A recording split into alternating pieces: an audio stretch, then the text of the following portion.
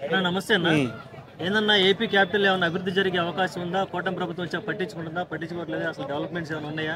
లేదంటే కొంతమంది అన్నట్టు సోషల్ మీడియాలో వీళ్ళు అక్కడ రియల్ ఎస్టేట్ మార్కెటింగ్ చేస్తున్నారు అంటున్నారు. ఏది జరుగుతుంది అసలుకి? ఏది నిజం, ఏది వాస్తవం?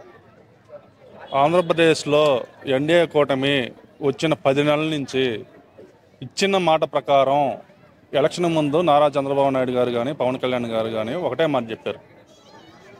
ఎన్డీఏ కూటమిలో గత ప్రభుత్వంలో 5 సంవత్సరాల్లో రాష్ట్రం అప్పులు కుప్ప అయిపోయింది. ఇంకో 20 సంవత్సరాలు వెనక్కిపోయింది.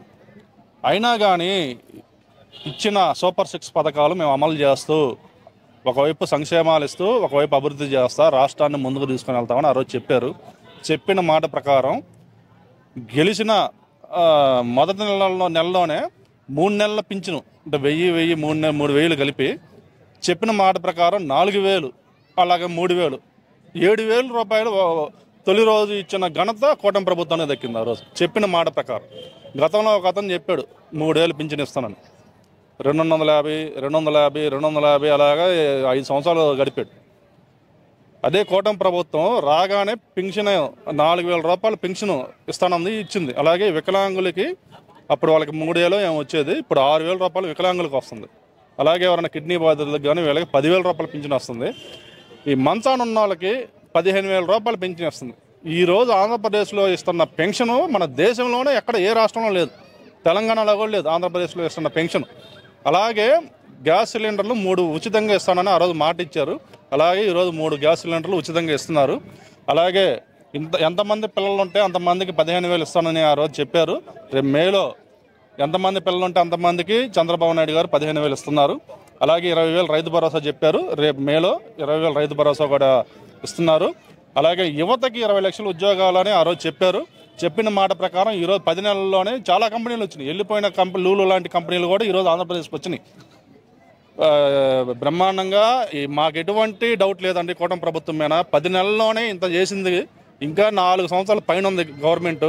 నెక్స్ట్ 2029 కూడా కూటమి ప్రభుత్వమే అక్కడ అధికారంలోకి వచ్చేది, నో డౌట్. పవన్ కళ్యాణ్ గారు, చంద్రబాబు నాయుడు గారు పైన నరేంద్ర మోడీ గారి సహకారంతో డబుల్ ఇంజిన్ సర్కారు ఈరోజు దేశంలో కానీ రాష్ట్రంలో కానీ బ్రహ్మాండంగా అభివృద్ధి చేసుకుంటా ఒకవైపు దేశాన్ని ఒకవైపు రాష్ట్రాన్ని ముందుకు తీసుకుని పోతూ అభివృద్ధి దిశగా వీళ్ళు కష్టపడుతున్నారు. క్యాపిటల్ ఇష్యూలో జగన్ చేసినట్టే చేస్తాడు, చంద్రబాబు నాయుడు కూడా ముచ్చట్లు చెప్తాడు, మాట మారుస్తాడు అంటున్నారు. మరి ఆ విషయం ప్రజలకి ఏమండి, అసలు 5 సంవత్సరాలు గవర్నమెంట్లో క్యాపిటల్ ఇంతవరకు ఏదో ఆయన అర్థం కాలే. కాసేపు అమరావతి అంటాడు, కాసేపు వైజాగ్ అంటాడు, కాసేపు కడప అంటాడు. ఇంతవరకు క్యాపిటల్ అనేది తేల్చాల. పోయిన 5 సంవత్సరాలు వద్దాకే పోయినాయి. 5 సంవత్సరాలు ఎవరన్నా దాచుకోవడం, ఎవరన్నా ఎవరన్నా ప్రశ్నిస్తే వాళ్ళ మీద కేసులు పెట్టడం, లేదా అసెంబ్లీలో వాళ్ళ ఎమ్మెల్యేలు మంత్రుల చేత బూతులు తిట్టించడం, ఎవరైనా టీడీపీలో ఒక బీసీ నాయకుడు మాట్లాడితే వీళ్ళ పార్టీలో బీసీతో తిట్టించడం, లేకపోతే ఓసీ ఎవరైనా మాట్లాడితే ఓసీతో తిట్టించడం, ఎస్సీ ఎవరైనా మాట్లాడితే ఎస్సీతో తిట్టించడం, అంటే ఏ కులపోడైతే ఆ కులపోలతో తిట్టించడం. ఇదే సరిపోయింది. కానీ గత 5 సంవత్సరాల్లో ఏమైనా ఒక అభివృద్ధి జరిగిందా? అందుకే ప్రజలు ఇసుక చెందారు. 151 స్థానాలు వచ్చిన వ్యక్తిని ఈరోజు అపోజిషన్ కూడా లేకుండా పోయింది. ఇప్పుడు అపోజిషన్ ఇస్తే అసెంబ్లీకి వస్తానా ఇదని చెప్పుకునే పరిస్థితికి వచ్చారు. అది వాళ్ళు చేసిన ప్రతి ఒక్కటి ప్రజలు అబ్జర్వ్ చేస్తుంటారండి. ఇప్పుడు కాకపోతే మన 5 సంవత్సరాలు ఏదన్నా బయటకు వస్తే వీళ్ళు కేసులు పెడతారో లేకపోతే దాడులు చేస్తారో అని భయపడవచ్చు. ఫైనల్గా ఎన్నికలు వచ్చినప్పుడు ఓటు రూపంలో ప్రజలేగా తీర్పిచ్చేది. ఆ తీర్పిచ్చారు, వాళ్ళని ఇంటికి పంపించారు. ఇంకా ఆంధ్రప్రదేశ్లో ఆ ప్రభుత్వంతో పని లేదని చెప్పేశారు. 11 అంటే అలా 11 కూడా ఎందుకు వచ్చినాయో నాకు అర్థం కావట్లా. మా ప్రకాశం జిల్లాలోనే దర్శి కూడా గెలవాల్సిందే, అదే స్మాల్లో వెళ్ళిపోయింది.